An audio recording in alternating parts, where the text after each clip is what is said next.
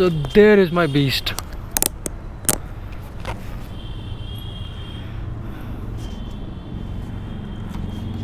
Hey guys, very welcome to Patranka. I hope everyone is doing good. So let me start the bike now.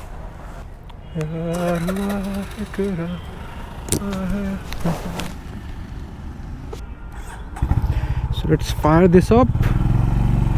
And आज करेंगे हम fuel economy check. सो जब मैंने bike ये purchase किया था, जब मुझे बाइक मिली थी 12th ऑफ मार्च को, सो मैंने टैंक फुल करवाया था. एंड टैंक में जो टोटल पेट्रोल आया था उस टाइम 14.57 लीटर्स आया था. एंड आई गेस बाकी जो पेट्रोल होगा वो होंडा ने खुद ही फिल किया होगा. तो आज मैं जाके चेक करने वाला हूँ कि मुझे इस बाइक ने कितना एवरेज दिया है.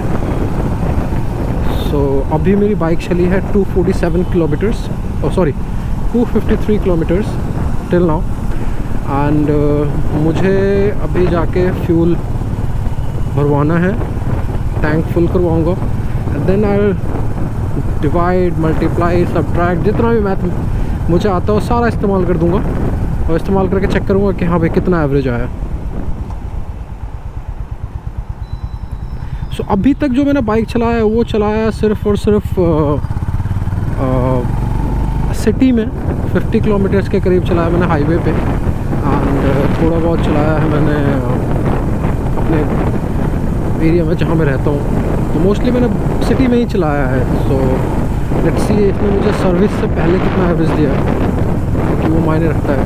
फर्स्ट सर्विस अभी हुआ नहीं है क्योंकि 750 किलोमीटर्स और फर्स्ट मंथ कंप्लीट होने से पहले ही हो सकता है सर्विस. सो इधर मैं फर्स्ट मंथ कंप्लीट कर लूँ और या फिर 750 किलोमीटर्स राइड कर लूँ मैं इसको, तभी मैं इसको सर्विस करवा सकता हूँ. सो लेट्स सी अभी कितना एवरेज दे रही है सर्विस से पहले, ताकि हमारे पास एक प्रॉपर कंपैरिजन होगा कि सर्विस के बाद कितना देती है ये, कितने का एवरेज देगी मुझे. Let's go to the fuel pump and एक बार जाके वहाँ पे चेक करते हैं, फ्यूल टैंक फिल करवाते हैं, चेक करते हैं कि ये कितना एवरेज दे पा रही है मुझे. Let's get going.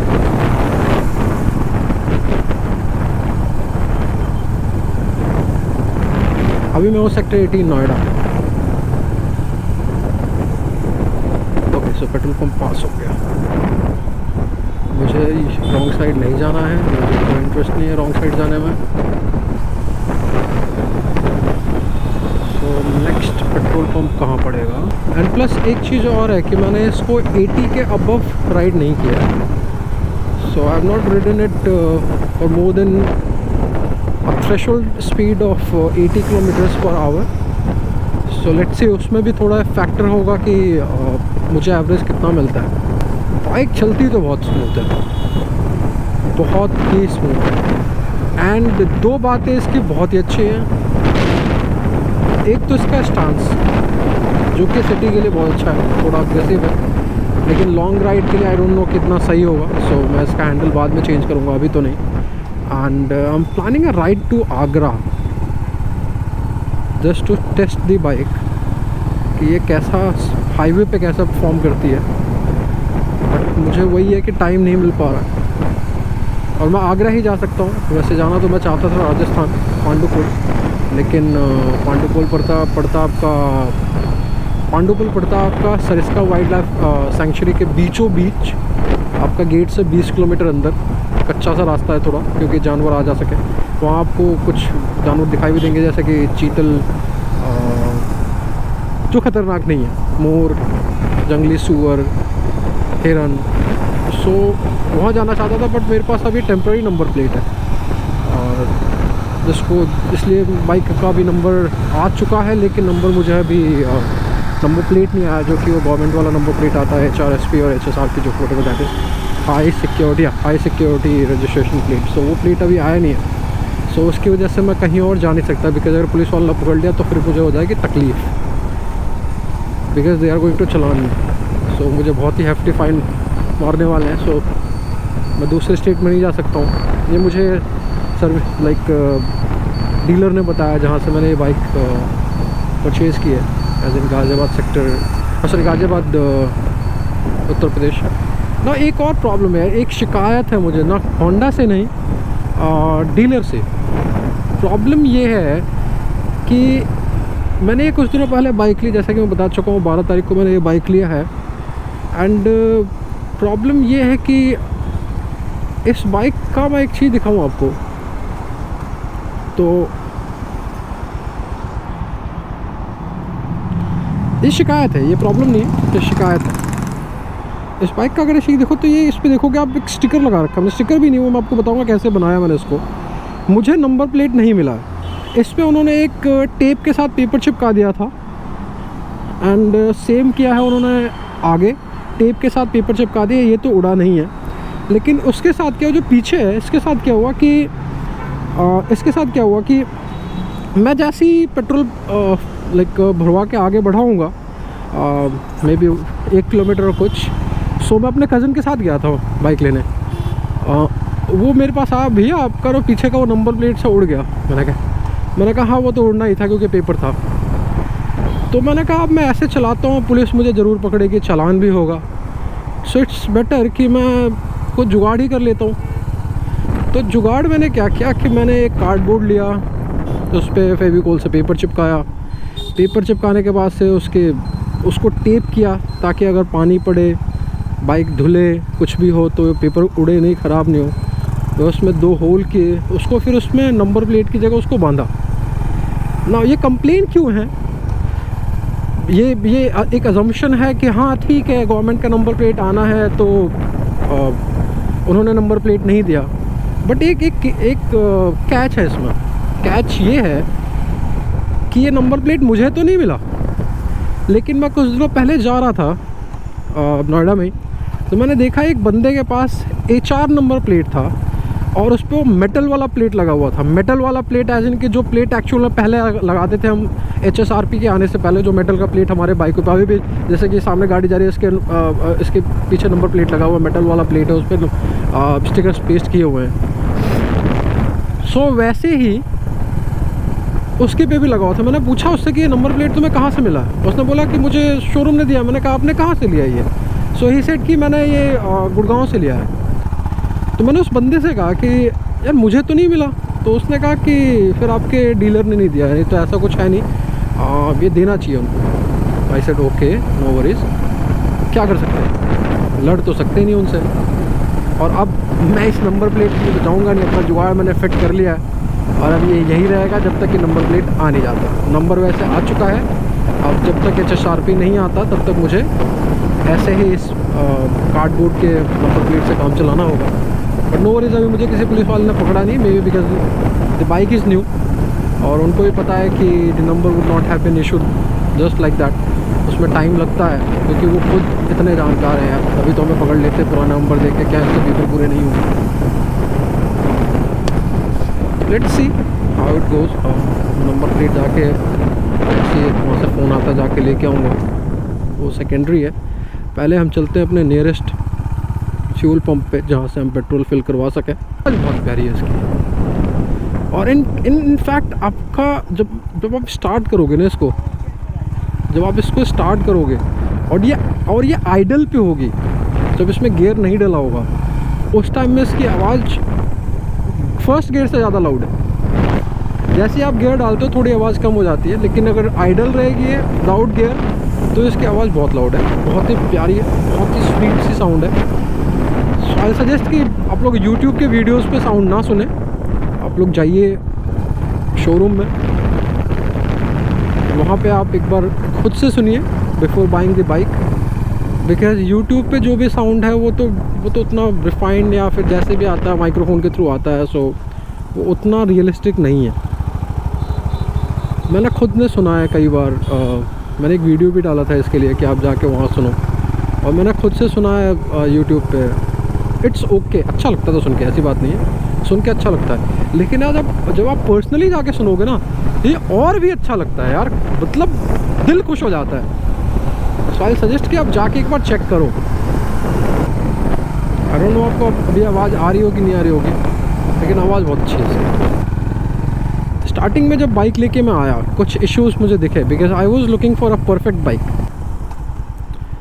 जैसे जैसे टाइम बीतता गया है I have started to grow fond of it. मुझे इससे थोड़ा थोड़ा प्यार होना स्टार्ट हो गया है।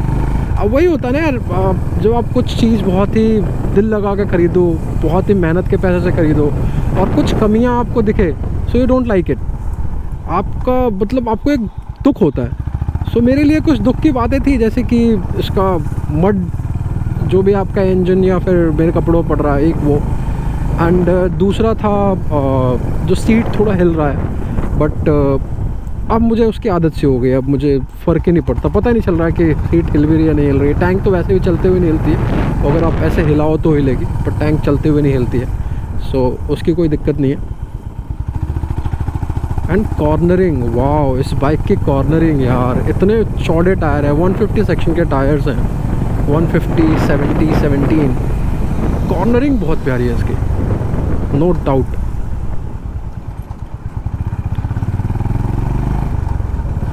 और इस सेगमेंट के बाइक पे इससे ज़्यादा मुझे लगता नहीं कि किसी के टायर्स हैं चौड़े।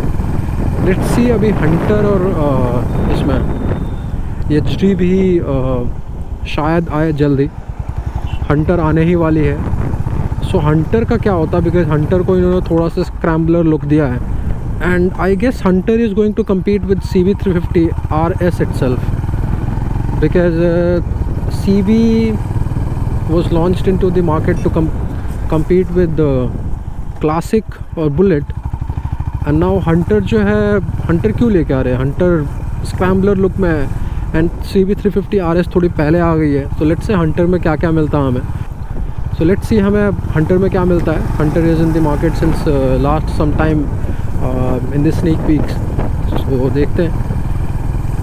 सो apart from few nitty gritties, this is an awesome bike. अगर आपको एक डेली यूज़ के लिए थोड़ी हैवी बाइक चाहिए, I not say heavy, I will take my words back. अगर आपको डेली यूज़ के लिए एक बाइक चाहिए, you can go for it. If you want to go for a little bit cruising, 350 Highness is good for you. So it's a good bike. So nothing is perfect, but I was looking for a perfect bike, forgetting this that nothing can be perfect. So वो मेरी गलती थी and now I realise that नहीं, bike ठीक है, कुछ मेरे तरफ से कॉम्प्रोमाइज़ है बिकॉज मेरी हाइट कम है एंड सीट अब थोड़ा सा चौड़ा हो गया है हाइनेस के मुकाबले। हाइनेस का हैंडल थोड़ा आगे की तरफ है, नियर टू यू।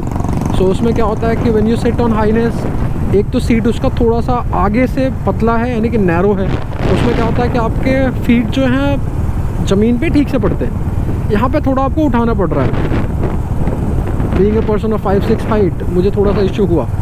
दूसरा, इसके जो फुट पेग्स हैं वो थोड़ा पीछे हैं, सो मुझे वो दोनों पैरों को थोड़ा और फैलाना पड़ता है क्योंकि बीच में आते हैं। बट वो इस बाइक का लुक ही है, इसमें बाइक की नहीं, मेरे हाइट की गलती है। सो बाइक इज़ गुड एंड सबका अपना अपना परसेप्शन है। मेरा ये था कि परफेक्शन ढूंढ रहा था, which should not be there, because perfection कभी आपको किसी भी चीज़ में नहीं मिलने वाली।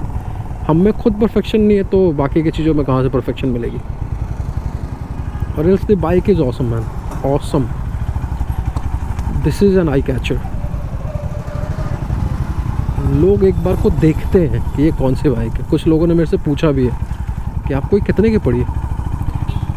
सो आई टोल्ड देम कि मुझे इतने की पड़ी है and I will share that in the next video कि मुझे बाइक को कितने की पड़ी है एंड इसका ब्रेकअप भी बताऊंगा कि मुझे इतने की क्यों पड़ी है।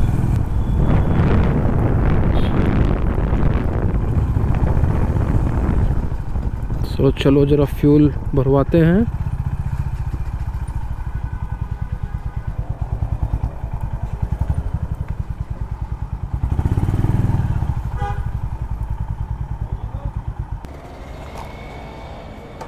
फुल करना है। 89.6 है आज, 06। सर अब तो कम ही होंगे। 2 दिन से कम हुआ है ना? हाँ। कितना हुआ 2 दिन में कम? अब 30 पैसे कम होंगे। 30 पैसे में क्या होना है? डेली कम होंगे, अब तो कम हो जाएंगे। हाँ, कम होंगे। अब फौजी क्या हाल है? पूरा पूरा ऊपर तक भर दो आप। हाँ ठीक हो? ठीक है भैया। ठीक है साहब। हो गया पूरा? अब आई गेस हो गया 7.52. So we have filled 7.52 and we have ridden it for 263, out of which I am going to deduct 4 or 5 kilometers. Let's deduct 5 kilometers. So let's go for a ride. एक छोटी सी ride लेते हैं, उससे पहले calculation करते हैं.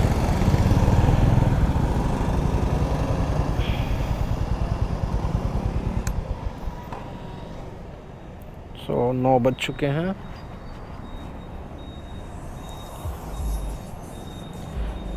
So हमने fill किया 7.52. Let's say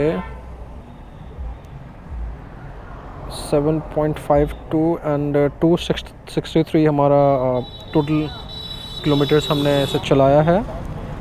सो हम 5 किलोमीटर्स माइनस करते हैं. So that would be 258, because 5 kilometre से माइनस कर रहे हैं क्योंकि जब मैंने बाइक लिया तो 3 या 3.25 किलोमीटर चल चुकी थी. एंड 1 किलोमीटर आप ले लो मैं पेट्रोल पंप तक जाने में. सो 14.57 मैंने फिल करवाया था. अभी मैंने 7.52 फिल करवाया है. सो मैं 258 को 7.52 से डिवाइड करता हूँ. 1 second, I made a mistake. Divided by 7.52. So this is 34.97. हाँ, impressive. So मुझे इसने close to 35 का एवरेज दिया है. एंड अगर मैं थोड़ा बेनिफिट ऑफ डाउट रखूँ 1 किलोमीटर का, सो इसने मुझे 34 का एवरेज दिया है सिटी राइड में. सिटी राइड प्लस 50 किलोमीटर्स का मैंने एक और राइड किया है इस पर, जो कि हाईवे पे किया है. Why am riding this side, मैं थोड़ा सा पानी अवॉइड कर रहा हूँ. रोड पे जो भी ये पानी पड़ा हुआ है उसका रीज़न ये है कि बहुत ही जल्दी बाइक गंदी होती है. सो इसलिए मैं उसको पानी से थोड़ा बचाने के लिए साइड में चल रहा हूँ. सो अभी जब मैं पेट्रोल पंप पे पेट्रोल भरवा लिया, मैंने पेमेंट कर लिया, तब मुझे जो पेट्रोल पंप वाले भैया थे उन्होंने पूछा कि भैया कितने की पड़ी. मैंने बताया कितने की पड़ी. कह रहे कितने सीसी की है. मैंने कहा 350 की. कह रहे अच्छा बुलेट वाली. वो जो पेट्रोल पंप वाले भैया हैं दूसरे भैया कह रहे हैं होंडा की है. फिर जब मैं पेमेंट कर रहा था तो दूसरे भैया ने पूछा कि सर कितने की पड़ी. आई सेड कि मुझे इतने की पड़ी है ये. सो इज़ लाइक कितने सीसी की है. आई सेड कि 350 सीसी की है. कह रहे अच्छा बुलेट की जगह निकाली है ये. मैंने कहा नहीं जी, ये निकाली है उन्होंने CV 350 हाईनेस बुलेट के बदले, और ये निकाला है उन्होंने थोड़ा सा स्पोर्टी लुक में. सो जैसा कि हमने चेक किया कि हमें इसने 34 का एवरेज दिया, विच इज़ एक्चुअली नाइस. आई से रीज़न कि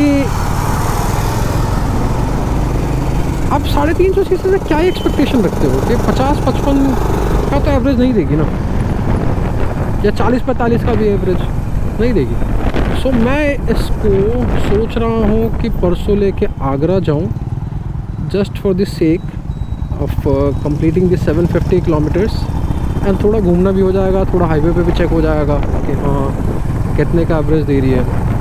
सो right now it has given me a total average of 34 kilometres, excluding that point वाला part, for benefit of doubt. Because हो सकता है कि एक आध किलोमीटर इधर उधर हो, या 150 ग्राम पेट्रोल कम ज़्यादा भरा गया हो पहले या बाद में. तो जैसे भी हो, सो बेनिफिट ऑफ डाउट में हम 1 किलोमीटर हटा देते हैं. And 34 is the final average, which is actually nice. चलो जी, इसी के साथ वीडियो को समाप्त करते हैं. Thank you so much for watching. Stay tuned. Kindly subscribe, comment if you have any opinion related to this, and or anything you want to ask about RS, and just like it. If you liked it, just press that like button. And ये video Hindi में करने का main purpose ये है कि मेरे sister के एक फ्रेंड ने वीडियो पे कमेंट किया कि भैया आप हिंदी में वीडियो बनाओ, लोग देखेंगे एंड आपके सब्सक्राइबर भी आएंगे। सो मैंने सिर्फ और सिर्फ इसीलिए हिंदी में वीडियो बनाया। So I don't know if people are going to like this video, I am definitely going to follow this Hindi routine. So मैं हिंदी में ही वीडियोस बनाऊंगा। अगर इस वीडियोस पे अच्छा खासा लाइक्स एंड कमेंट्स शेयर्स आए, मेरे सब्सक्राइबर बढ़े। So that's all for now. Thank you for watching. Bye bye, have a good day.